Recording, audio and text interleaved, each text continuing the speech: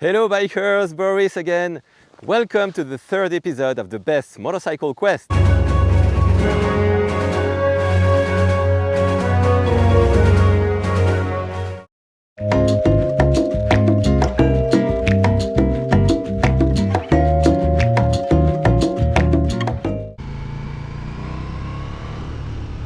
For those of you who have seen the previous episode, I have to admit I've been very surprised, and it's a very good surprise. This KTM 1290 Adventure is a great bike. It has a razor sharp chassis. You can set the suspension very finely. The comfort is great. It does not dive that much when you use the anti-dive setting. And this engine is a real powerhouse. It pushes very hard, and it's a joy to ride. Look at this hairpin turn, second gear, no problem, look at that. Well, so yes, a very good surprise. But you know, as the excitement of the first moments with my new toy fades away, I realize it has some little details that are not as good as the GS, and I think I prefer the GS. So the first thing to tell you about this bike is that it's really orange. It's not that bad. The dealer put these protectors so it does not look as much orange as it should be, but although it's a KTM protector, it tends to peel off a little bit, so I don't know what it's gonna be like on the long run. And about how it looks, well, I don't really like the front face, you know. It reminds me something, I don't know what, but maybe I'm gonna get used to it someday. But it's a bit difficult for me so far. The second thing I have to tell you, of course, this bike has a chain. Of course, the wheel will get dirty. I will have to grease it. I will have to check the chain tension regularly. You know, and if my spouse gets dirty because of this bike, it will be a problem. Another thing I have to tell you about this bike, because of its architecture, the exhaust pipe is right here between your legs. You're sitting on it.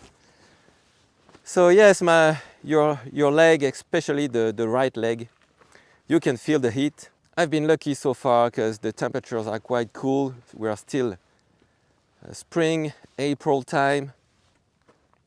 But you know, it's easy to imagine that during the summer in a traffic jam, you will be very hot. So, of course, the GS with its flat twin engine is much better from that point of view. Another thing to notice is about the screen of the bike. It's beautiful, it's wide, it's great, but you know, there's a lot of reflection in it. Hello, can you see me? Hello. Well, a lot of reflection, and from that point of view, the GS screen is much better. It's maybe, I don't know if it's worse or better, because the dealer put a protective film over the screen, but it looks like it's the same shiny plastic. It's okay, you can see the screen, but you know, it's not the best. Another thing I don't really like are the controls of the bike.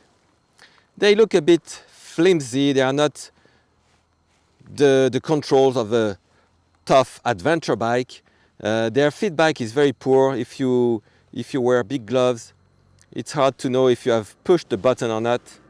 Especially these ones on the right. I mean, look at that.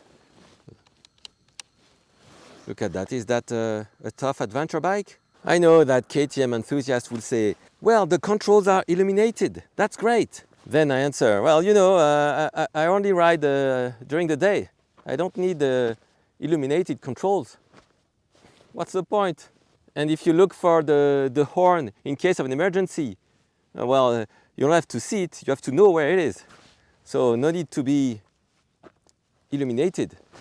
I don't like illuminated controls. They are useless to me. You have to know where the controls are. And the last thing that is a bit annoying, and I will stop for today with this bike, it's how you open them. You need both hands, otherwise they are a pain to open. Yes, okay, but you know the one on the GS are much more convenient, and these are probably slightly smaller as well. Okay, bikers, that's it for today. Obviously, this is a great bike, but not the best. Sorry, I think I prefer the GS. So stay tuned for the next one. Help me. What should I choose? Thanks a lot for watching. Please comment below. Of course, you can, if you like KTM, yes, you can tell me, no problem. If you prefer the GS, no problem. You can comment below. I'll try to answer. Thank you, guys. See you in the next one. Bye.